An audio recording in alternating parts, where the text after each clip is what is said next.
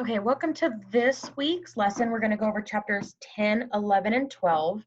We're really just going to focus on chapters 10 and 11.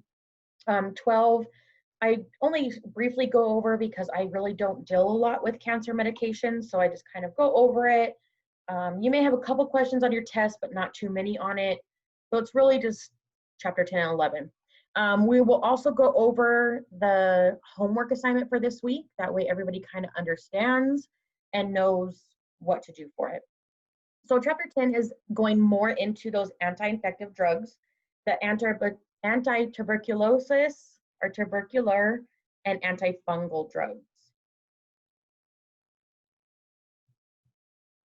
So tuberculosis, it is spread by aerosol transmission, so it's more of that airborne.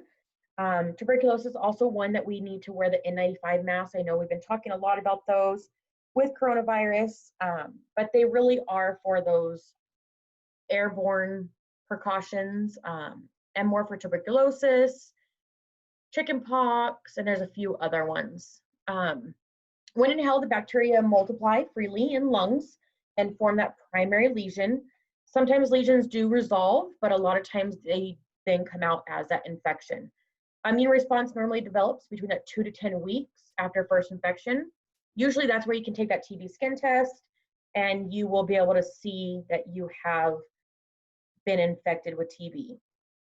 Infection may progress if person is heavily exposed. And so then that's when you do have to go in, get a few more tests done, start taking the anti-tubercular medications and going from there with the regimen. So a little bit how you can see, it's by the aerosol transmission. I'm making my laser pointer out. Going through your nose or mouth, into your lungs, you then see that little lesion that is there. Now, sometimes those lesions can be there forever before they actually even come out and show as tuberculosis. Those lesions sometimes will always be there. They'll kind of scar over or heal over, depending on what is going on. A lot of times some secondary infections that can happen, HIV is one of the biggest ones where tuberculosis, because of the fact that you already have issues and your immune system is down, you have more chance of getting tuberculosis. Smoking also can increase your chances. Lesions may progress by entering the bloodstream. Usually they only affect the lungs and can take many years for symptoms to even develop. There could be some people that you were exposed to, say 10 years ago, and then now you are starting to get symptoms of tuberculosis. Some type of the drugs are first line drugs. Risk of transmission is reduced after 2 to 3 weeks of therapy. Normally you're using in combination with other drugs to make sure that you are increasing your immune system and just fighting it from different areas. Therapy will continue until infection is under control. So normally this is whenever you do go into the hospital, you are started on antibiotics plus those anti-tubercular drugs, and they fight in combination with each other. First line drugs, isoniazids, rifampin, they're usually used in combination with each other to get rid of that infection. You have your bacterial sides versus your bacteriostatics. So these are your inozymes work by inhibiting the several enzymes important to the microbacteria metabolism and reproduction. Rifampin prevents reproduction of that TB organism, and the pyrazimide reduces the pH. So those cells are not able to duplicate. Intended response, we want that cough to be reduced because normally that's the first thing that happens when someone has those symptoms of TB is that cough. They have a dry cough, usually sputum. We can get it. Sometimes it is very, very dry, but that's how we actually can test to see if the tuberculosis is active is by the acid-fast bacilli sputum test. We want fatigue to be reduced and weight to be gained because normally those that do have that active TB, they do not want to eat, and so they start to lose weight. And we want the sputum culture to be negative. So we want those AFBs, or the acid-fast bacillus, to be negative. Side effects of these drugs, diarrhea, vomiting, a lot of that happens with anti-infective drugs. difficulty sleeping, loss of appetite, adverse reactions, and I will constantly say this all the time, we want to check those liver and kidney functions. A lot of drugs do affect your liver and kidneys. What to do before? Make sure the patient doesn't have liver problems, because if they do, we need to see what underlying problems they have there. Ask all patients about urine retention. You do want to check for anemia, because some of these drugs can cause blood loss or the lack of blood supply. So your bone marrow is not producing the blood supply that you need. What to do after? You do want to check vital signs. Now, if we are giving this for a patient that is at home, we want to make sure that they are making sure that their respiratory status is good. Heart rate, always assess the skin, checking blood glucose levels, especially in a diabetic, we want to make sure to check them more frequently. Ask the patient if there's any numbness, tingling, or pain in the hands or feet, and always check in that intake and output of urine, mainly because of the fact that, again, checking that liver and kidney function. What to teach the patients? We do want to take these drugs for 6 months. So those that are in the hospital, they will be going home afterwards on medications. It is a 3 to 6 month regimen, depending on how bad it is, but we want to make sure that they finish that full course. They do want to avoid alcohol, looking for those signs of liver toxicity, again, with the kidneys also. Avoiding caffeine, drinking water. That's really what they should be drinking, at least 8 ounces of water when taking the drugs, but drinking and increasing that fluid intake throughout the 6 months that they are taking the medication. Lifespan considerations. Now for pediatrics, it can be given with any age except for infants. We really do want to take a little bit more precaution with them. It is approved for pregnancy and lactation. We just really, again, want to look at that liver. And then in older adults, the only consideration we want to look at is those patients that do have gout or have had gout in the past, because gout has a lot to do with urinary, and we want to make sure we're looking at that. Now, our fungal infections, a little bit different. Fungi have a thick, tough cell wall and that plasma membrane. They live usually in moist, dark places, so like under skin folds, places that aren't really seen by light. Sometimes are part of our normal skin flora, so we do have fungus on our body that helps to keep the other fungus away. So we do want to make sure that we aren't killing off that normal flora, but sometimes we do have to. If untreated, it can become widespread. Usually it is superficial infections, but they can become infected in more areas, especially if you are itching or are touching it and then touching other areas of your skin. It can spread pretty much all throughout. There's different types of antifungal drugs for superficial infections, which we see a lot of. That is like for your athlete's foot. You can have the ringworm. You normally use the topical. You're putting the cream on it. Drugs for more of that deep systemic infection, like yeast infections. Normally you do have to have those antifungal antibiotics, the azoles, the antimetabolites. It all really just depends on what's going on.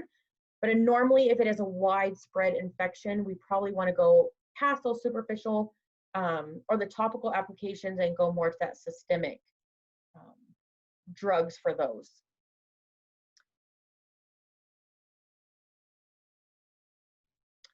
So how they work, it prevents a fungus from making the estrosol, inhibits the spindle fibers, acts or counterfeits the DNA. So pretty much like how antibiotics work, it's stopping that fungus from reproducing. Somewhere along the lines of where it's reproducing, either in the DNA, that spindle fiber, or the estrosol on making that fungus grow, it's stopping it. It's stopping the production depending on where you're trying to fight it at. If it is one that is more widespread, we are going to go more with those antifungal antibiotics to stop that fiber formation. Intended response, we want to eradicate the infection. We want it to go to a normal organ function. Side effects, you can have a change in food taste, nausea, vomiting, diarrhea, also headache. Adverse effects, which that's where we want to really watch out for, is that anemia. If they already are anemic, we want to look at that and make sure that we are not causing any more problems.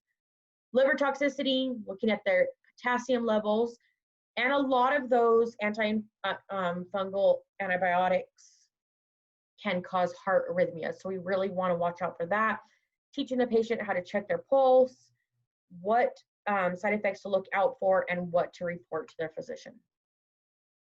Before giving these antifungal drugs, you do want to be sure the patient isn't anemic. Again, no liver or kidney problems.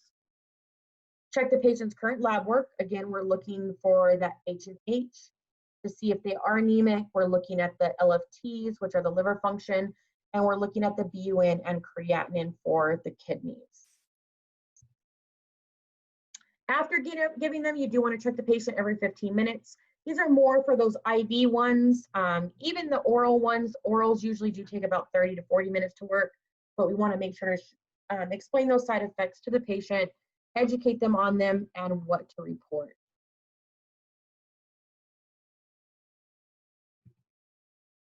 Lifespan, use cautiously with pediatrics. Normally with pediatrics, we're not going to give anything that is oral or IV. We're going to try and use those topical creams first to see if it'll work, and then move on to the oral medications if we have to. During pregnancy and lactation, they are not recommended. They do pass through, so we want to be very, very cautious. So let's end with chapter 10. We're going to move in to chapter 11. Okay, so chapter 11 are drugs that affect the immune system. So overall, looking at immunity, your true immunity, your immunity that you build. So your true immunity is when a specific organism reinvades the body, destroys it before illness occurs. Main tissue that it does affect is your WBCs. We're going to look at what produces the WBCs, and the tissues contain the WBCs, which again are white blood cell count. Now our WBCs are grown or produced in our bone marrow. Bone marrow is what produces our red blood cells. Our red blood cells then produce our white blood cells. So there's different types of immunity. You have acquired immunity. This is learned internal protection. Provides long-term resistance to effects of the invading microorganisms. Our antibody production. So with COVID going on, we have talked a lot about and read a lot about antibody production. Our body builds antibodies against a foreign invader, depending on what it is. So it could be that common cold, it can be the flu. Our body will take that in, kind of let it and see what's happening, and then produce those antibodies to fight it off, especially if it's an invader that is trying to destroy our body. So you can see here how it will recognize, so you have your invading cell, you have all your cells, and you have your immune system cell. This is what all of these are, and then it will start invading this to build the antibody. It'll start kind of copying the DNA of it, and then producing those antibodies to fight it off. Our antibody production, the antigen, any cell, product, or protein with a code different from your own. So the antigen is like, if you take, for example, COVID. COVID is the antigen. It's invading your body, and then your body cells will start mimicking the identity of that antigen to be able to fight it off and push it out of the body. So your antibody is a Y-shaped protein with areas on its arms that bind to anything with a specific code. So if your body has it in you already, then your body is going to kind of push it out, and it's not going to affect. Your antibody-mediated immunity, future cells are born, synthesized, and known how to make a specific antibody.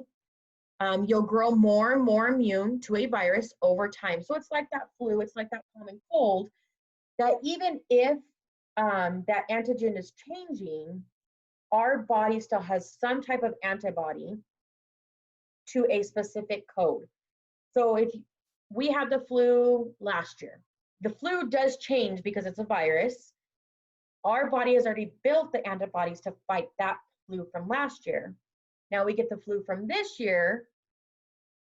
It still almost has the same chemical makeup, but it's changed a little bit. But our body has more of a one up because it can build the antibody even faster. You know, with COVID, there's a lot more changing out there. They're calling it that novel virus, that immunity really doesn't play a role in it. But in hindsight, immunity kind of does, because if you have that strong immune system, your body may be able to fight it off faster. Even if you are showing symptoms and feeling a little bit sick, your body's still building it.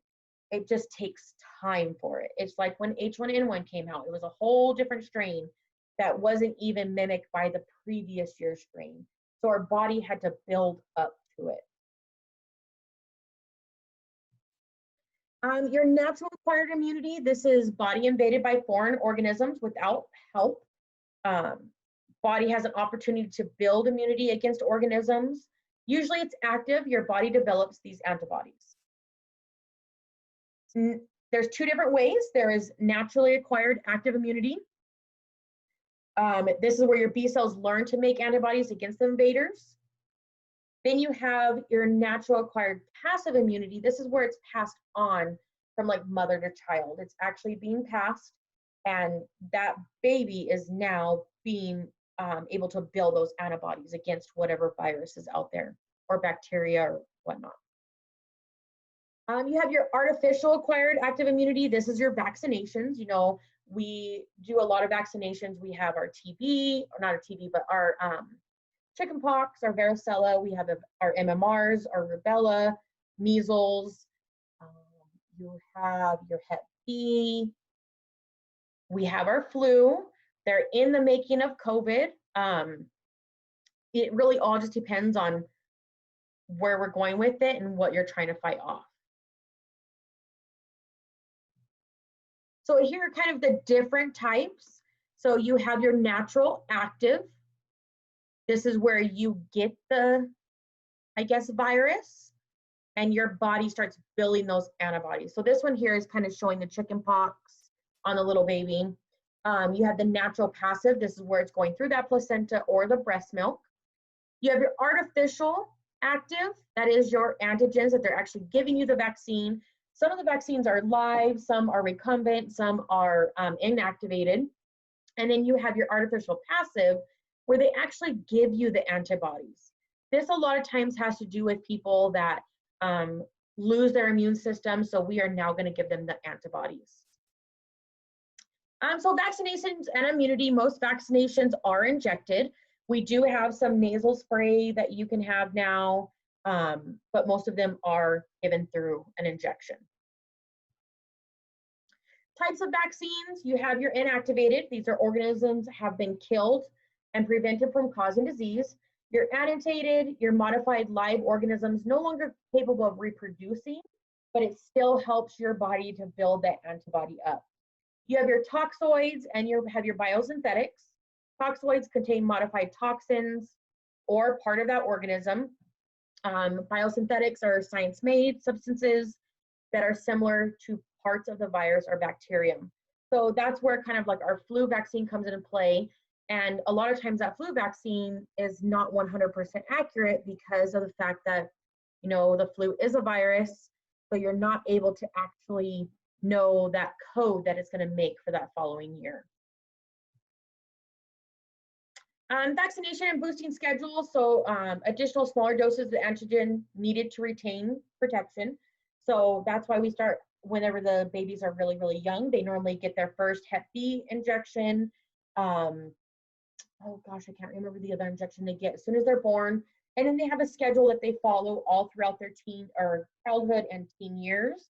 Usually about whenever they're 15 to 16, they have finished up with all of their vaccines that they need as a child. Now going forward, you do have vaccines that you should get while you're an adult. Usually it's a 5 to 10 year booster, just to make sure that your body keeps those antibodies up. Our artificial acquired passive immunity, we talked about this with the antibodies. Again, a lot of times these are short-term protection like tetanus or rabies, snake bites, but we also have antibodies that we give to those people that have that low immunity. Rogram, this is administered to Rh negative women who gave birth to a Rh negative baby. A person can be Rh positive or Rh negative. Depending on what you are and what your fetus is, will have a lot to do with how your delivery goes, the circulation to the placenta and to the child. Lifespan considerations, again, vaccinations given before 6 months. We usually give them that day of or the day after they are born, and we follow a schedule from there. Sick children should be vaccinated until well. Pregnancy, lactation, live virus vaccine should be given 1 month before pregnancy. If someone is planning the pregnancy and if vaccines are available. Really during pregnancy, we don't want to be giving anything just to make sure, because there really hasn't been a lot of testing on it, on if it crosses that barrier and if it causes any harm.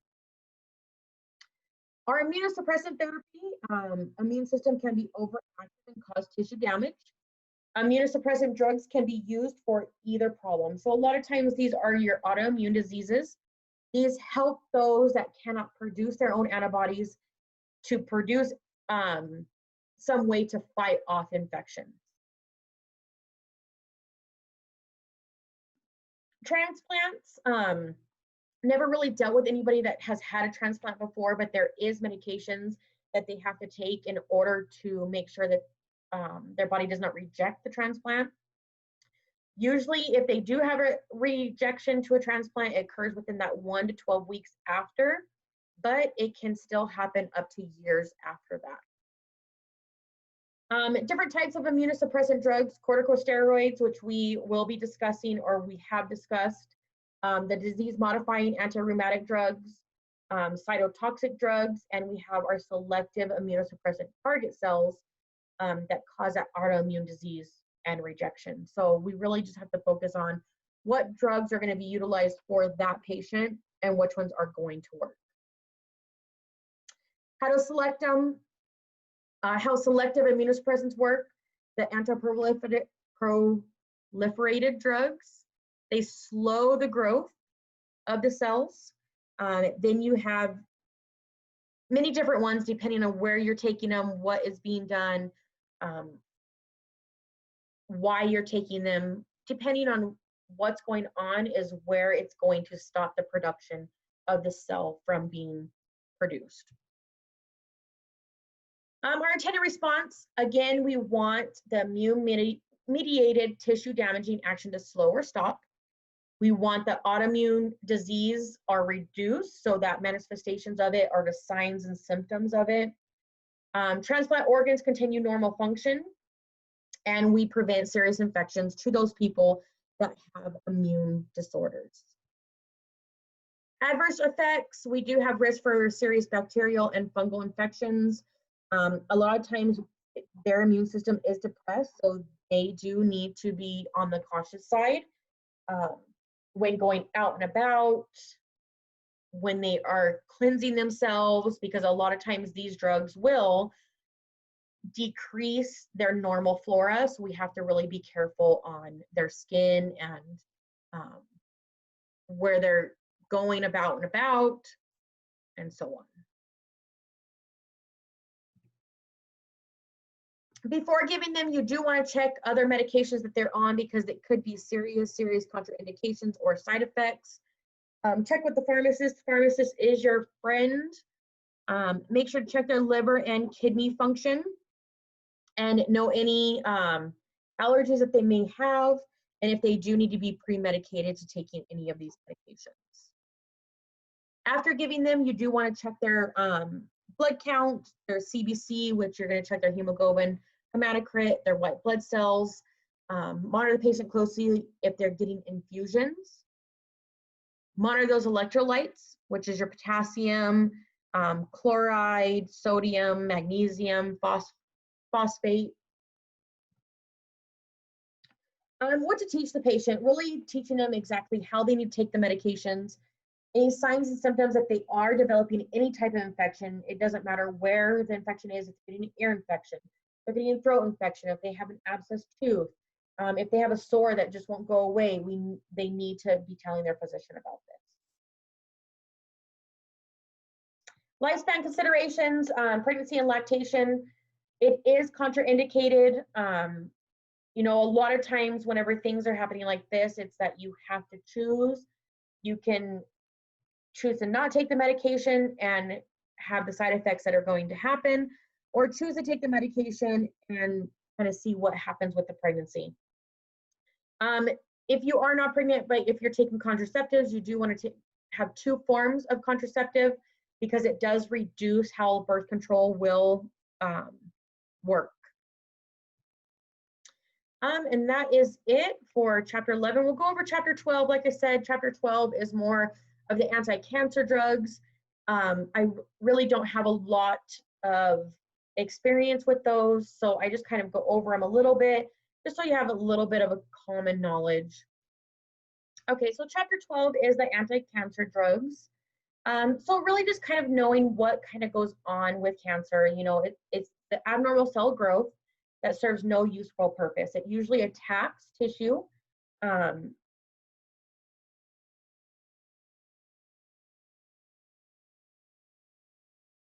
trying to think of the word. Attacks tissue and forms that abnormal growth either on an organ, on lymph nodes, pretty much anywhere that it wants to go. The cancerous cells usually were normal at one point, but then they get altered somehow and then develop more and more and more and cause that growth wherever it may be. Normally you can tell in that cell division, that mitosis, on where that abnormal growth does happen. Again, it's more of that study for those that understand more of the cancer cells, how they're produced. Cancer development, you have your malignant transformation, change of a normal cell to that cancer cell, the primary tumor and a secondary tumor. So the primary tumor is the original site where the cell develops into cancer. And then secondary is if it moves, if it spreads to create new tumors in a remote area, or if it metastasizes to other areas of the body. Common causes, and again, you know, there's really no rhyme or reason that is linked to any cancers, but they just put some causes out there that because of research that has come out, they see it kind of correlates with it. So exposures to your carcinogens, chemicals, physical agents, certain viruses. You do have genetics, inherited, so they have linked it to that, like if say my great-great-grandma had breast cancer, that it is in my line or genes to be inherited that I may get it. There are different classifications. You have, it's normally by the tissue, the type of tissue. You have your subcategories. Is it solid? Is it hematological? Solid develop from specific tissues, and your hematologic arise from blood cell forming tissues. You have your carcinomas that arise from glandular tissue, and your sarcomas that arise from connective tissue. Now, some treatment that you can do chemotherapy, which is a treatment of cancer with chemical agents. The thing about with chemo and radiation is that you have to understand that it's not just killing the cancer cells, it kills all cells in your body. So that is why a lot of times people that do have cancer have to get that bone marrow transplant, because their body is not able to produce new cells. So they need bone marrow to help produce the new cells. There are different types of chemo drug categories and how they work. We're really not going to go into those. Combination therapy, that's using 2 or more anti-cancer drugs. Usually you're on a protocol. Usually you go to different treatments.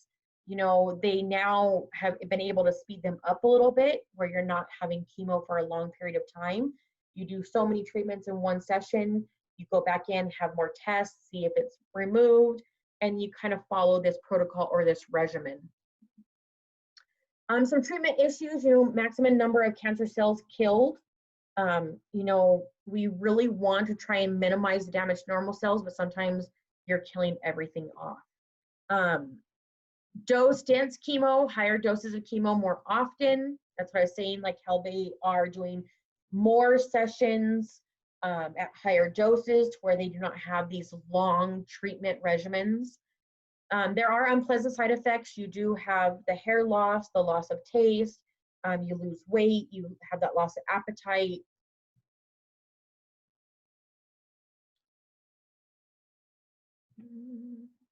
Now, as a chemo nurse, you will prepare chemo.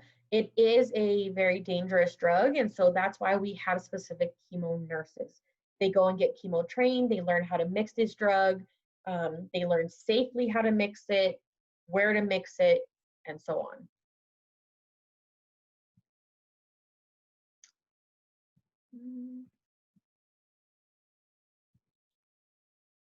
And I think that's really it with what I was really going to touch base on with the cancer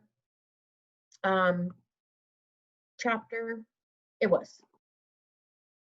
So let me pull up our homework so I can kind of explain it a little bit. Okay, so your homework assignment for this week is an educational brochure. It is going to be on a medication of your choice from chapters 6 through 12, so it could be any medication. It needs to have the name of the drug, including the brand and generic name, how it works, side effects, the most common, the adverse effects, more on those ones that they really have to look out for, important information for the patient, and education on how to take it. So this is in layman's terms. So you need to make sure that you are doing it at a 6th grade reading level, that it captures the patient. So be it if it is, like say pain medication, because I think we talked about pain in these chapters, that you're doing it on Percocet. You're going to go through everything and make it out to be like a brochure, like this one. I know this one's more like on heart failure, but you're going to go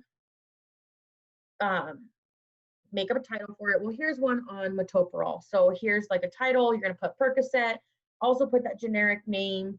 Let's see if I can find another one. I don't think I could really find one. Let's see.